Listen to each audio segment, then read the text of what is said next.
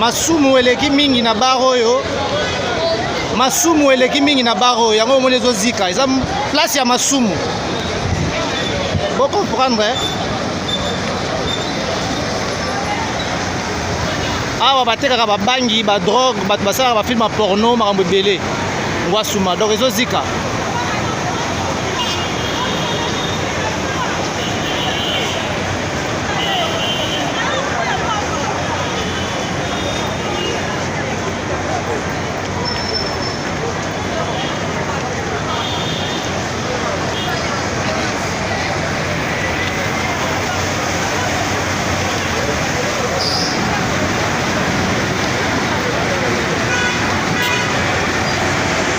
Vous avez la police anti-incendie Pesali.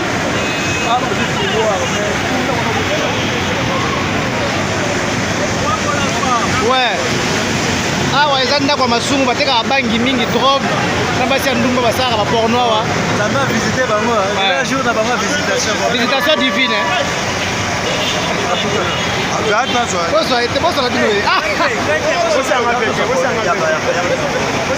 Tata Bobo. Ouais, ça n'a pas masumu les mingi ya na po. Ouais, ça ni oui en Zambie. Ça m'a visité bango. En fait, pas toi comprendre que ça n'a pas c'est spirituel. Comment on communique quoi? Bah tiens moi. Oui. Lobby. Comprends pas. Lobby, on met la capelle. Diagonale l'église. Nini mobe hotel mobe za kana esika kina mwasi kwanza wa chain on est d'accord la moto batbadaye mukadaye la kazi ouais ça ndako masumu faut comprendre ça qui ne pas fouler ma belle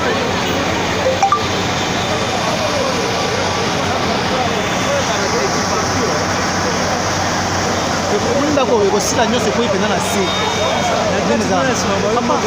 ekosila nyonso c'est spirituel kobanga mote ozakaka omona eloko etikala te eloko ekotikala na baro te eza bare ya masumu bato basaka kindumba bato basaka bafilme porno bato batekaka babangi badrogue ekozika nyonso ndako ekosila oyo eza visitation ya nzambe bobanga na bino te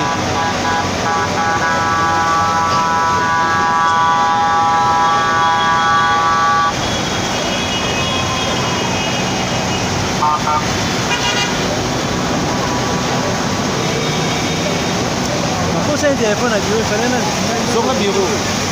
On va direct sur YouTube.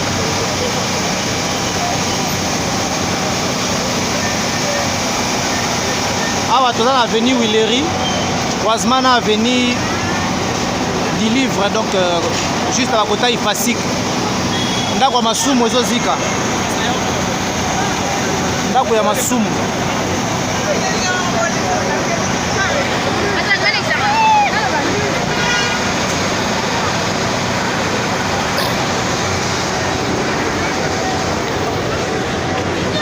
Spiro, filmez là-haut.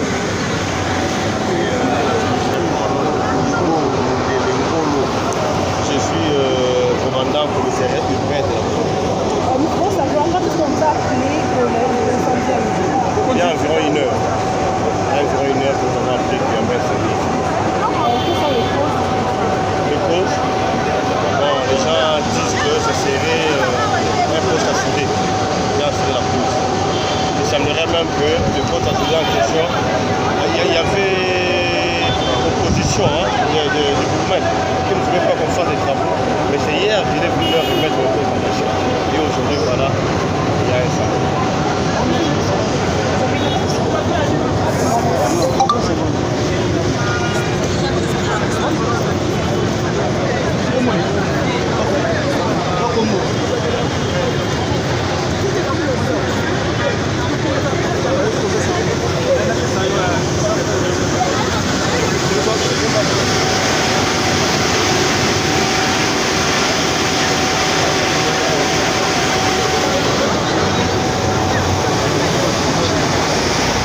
ekozika nyonso ndeko ekokweya mpenza oyo eza ndako masumu esalemaka awa ekozika nyonso ekokweya.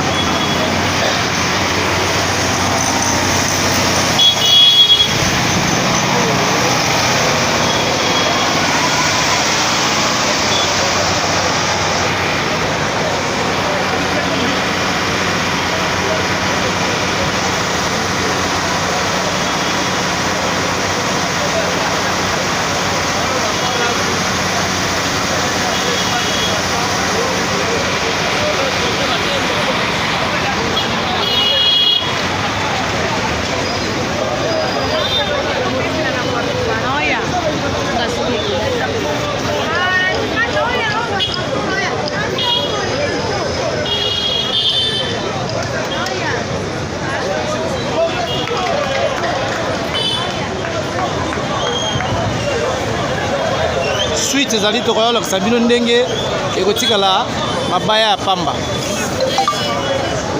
Suite ezali suite fin ezali tokati na wana